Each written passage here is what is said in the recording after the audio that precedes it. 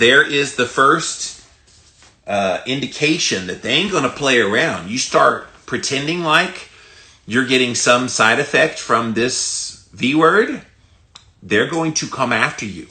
And see, here's the thing. You can't go after them because they've been indemnified of any culpability in any problems that you might get from getting the V word. This is why I'm trying to warn people not to let the V word be any part of yourself, your family, other people in your life you care about. If they know about what is going on with this V word, they won't come anywhere close to it. So help out your family members, help out the people in your life. My fear is as they're starting to distribute this V word, they're going to be going to nursing homes and giving it to a bunch of old people first, and there will be people dying. And needlessly. Like, they don't need to be shot with this thing. I mean, put them in the nursing home, protect them as good as you can, give them the best care that they can, but the V word is not going to be this be-all, end-all. They think you get the V word and suddenly you're going to live forever, and it's just not going to happen. But Pfizer has the first V word, moving closer to getting the okay in the U.S. They released their first scientific evaluation, and this came out a few days ago, the analysis by the FDA, and they have issued, or they're about to issue, the final decision about when they're going to give them the emergency order to be able to distribute this. First shots could be followed within a few days. So I think within the next week or two, we're going to see the Pfizer version of the V word get out there. We also have Moderna is coming next as well, and AstraZeneca. So those three are all kind of in the pipeline to be coming out.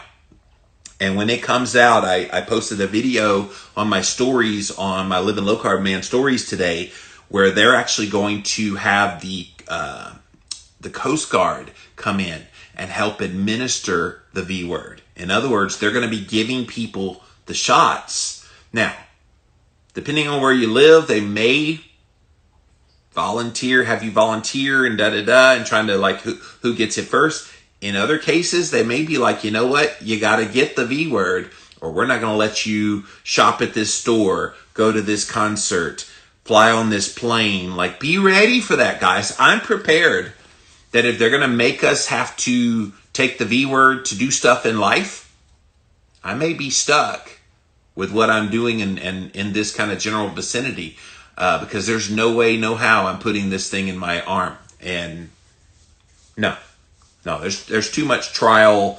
I want to see who starts growing limbs out of their head first. It ain't going to be Jimmy Moore. So that's kind of my take on that.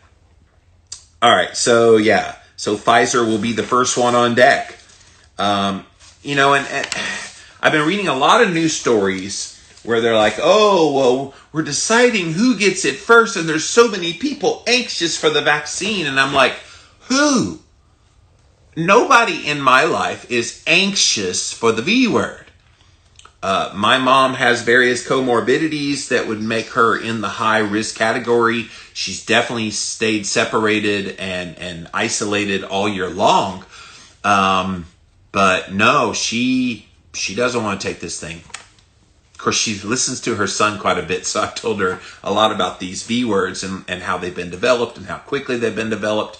Do you realize we got a V word within about 10 months that would normally take 5 to 20 years? Do you know the reason why we have V words developed in 5 to 20 years?